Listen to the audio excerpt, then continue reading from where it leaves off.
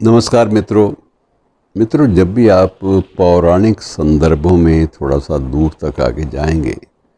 तो आपको बहुत सारी विचित्र बातें आपको सामने दिखाई देंगी और उसमें कई बार ये होता है कि आपका मन करता है कि थोड़ा सा और शोध कार्य किया होता था, बड़ा आनंद आता। ये वे क्षण होते हैं जबकि वाकई ईमानदारी और आस्था से किए गए शोध में आपको एक अजीब रस की अनुभूति होती है। ये मैं जिस घटना का जिक्र कर रहा हूँ और जिस स्थल का जिक्र कर रहा हूँ उसका पौराणिक उल्लेख भी मिलता है, लेकिन सहज रूप में वो जीवन की लोक यात्रा का एक बहुत प्यारा सा अंग भी है। मैं कथा आपसे पूरी कहानी नहीं सुनाऊंगा। अब तक आपने सिर्फ कथा कहानियों में श्रवण कुमार की कथा सुनी है और मैं वो कहानी नहीं दोहराऊंगा क्या हुआ था, क्योंकि ये कहानी कई बार आप सब ने मैंने सुनी है अलग अलग प्रसंगों में, अलग अलग किसी ऋषि या किसी महात्मा या किसी गुरु के मुख से।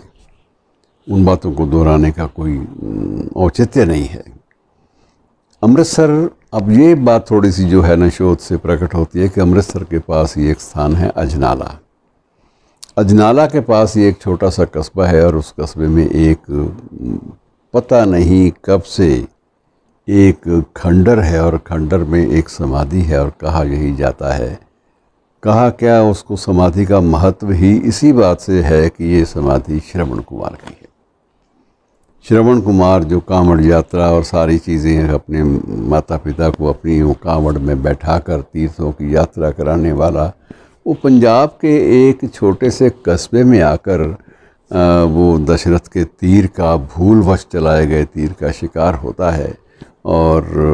ये बात जो है हमें आज तक तो कभी प्रसंगवश भी किसी ने नहीं बताई, लेकिन जब भी आप पौराणिक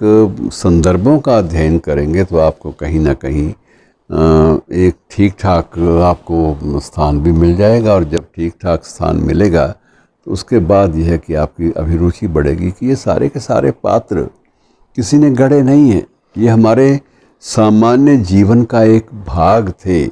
और ये समाधि जो है, अब जब उसका शोध कार्य हुआ, जब उस पर थोड़ा सा काम हुआ, जब वो प्रकाश में आई तो केंद्रीय संस्कृति मंत्रालय ने भी इसका देखा कि ये बहुत बड़ी बात है कि अगर हमें श्रवण कुमार की समाधि मिल जाती है तो इसका मतलब जो चीज़ एक किंवदंती रही है अब तक, जो केवल प्रसंगवश जिसकी हम चर्चा करते रहे हैं, वो उसका एक ऐतिहासिक प्रमाण भी हमारे पास है। और ऐतिहासिक प्रमाण ये है कि एक समय में श्रवण कुमार ने यहीं अपनी अंतिम सांसें ली थी और यहीं उसके माता पिता ने अंतिम सांसें ली थी। उस स्थल पर आज भी 3 समाधियां हैं। समाधियां किसने बनाई ये भी अगर कोई शोध कार्य और होगा तो पता लग जाएगा। कहा यही जाता है कि दशरथ ने ही ये अपने आदेश से अपने यहाँ के एक जो भी दरबारी था उस वक्त में, जो उसके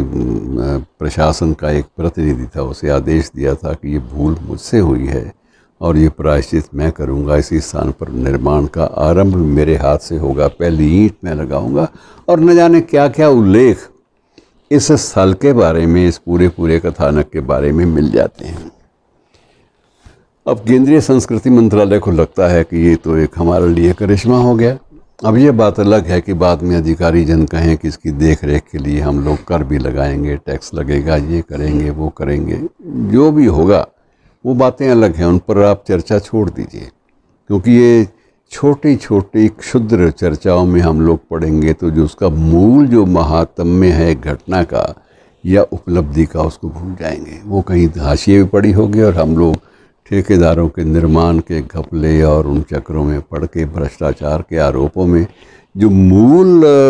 दृष्टिकोण है, जो मूल संदेश है उस स्थान का, उसको कहीं विस्मृत कर बैठेंगे। और अब केंद्रीय संस्कृति मंत्रालय ने इसके लिए विशेष कोष भी आमंत्रित किया है और विशेषज्ञों की ही एक समिति बनाई है कि जो समाधि का जीर्णोद्धार भी करेगी और उससे जुड़ी हुई जितने भी उपलब्ध सामग्री है उसको प्रस्तरों पे, पत्थरों पे उसको उकेरा जाएगा, ताकि आने वाली जो पीढ़ियां हैं वो भी और जो समकालीन लोग हैं वो भी इस पौराणिक कथानक के प्रामाणिक आधार से पूरी तरह से रूबरू हो सकें। मित्रों, होता कुछ नहीं है, ये नहीं है कि अब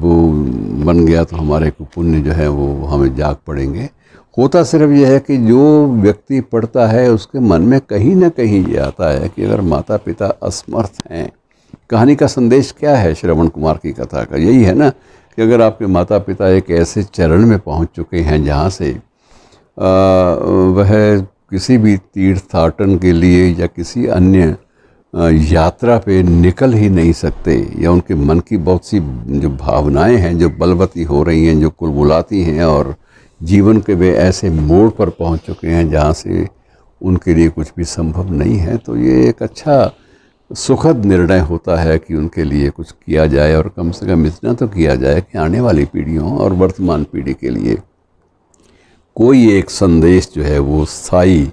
मूल्य वाला वो स्थापित कर दिया जाए। वो संदेश जो है उसको पढ़ने वाले लोग स्वतः एक भीतर से प्रेरित होंगे कि हमें अपनी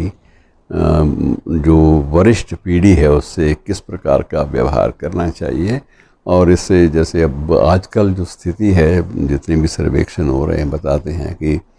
जितने बड़े बूढ़े हैं उनकी हालत बहुत ही बुरी हो चुकी है, और इस बात पर संयुक्त राष्ट्र संघ के जो FAO है या दूसरे संगठन हैं वो भी बड़े चिंता व्यक्त कर चुके हैं, और उसके बाद सरकारों ने भी बहुत कुछ अपने अपने स्तर पर किया है, क्योंकि ये सब मानते हैं कि वो गालिब वाला वो शेर भी याद कर लीजिए कि हमने मजनू पे लड़कपन में असद, कि हमने मजनू पे लड़कपन में असद संग उठाया था कि सर याद आया। ये बुढ़ापा सब पर आएगा, और आप भी उस वक्त अधूरे कामों के लिए, अधूरी कामनाओं की पूर्ति के लिए तड़पेंगे भी, बेचैन भी होंगे, व्यग्र भी होंगे। और यदि आपकी संततियाँ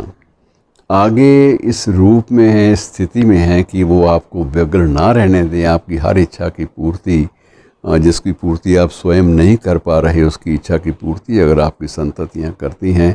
तो संततियों को भी सुख मिलेगा और आपको भी शांति। आपके रोम रोम से अपनी अगली पीढ़ी के लिए एक आशीर्वाद के वचन ही निकलेंगे, और ऐसे वचन मित्रों समूचे प्रदूषित परिवेश को एक पावन रूप दे देते हैं, और ऐसी अनुभूति को सदा आत्मसात करते रहना चाहिए। धन्यवाद।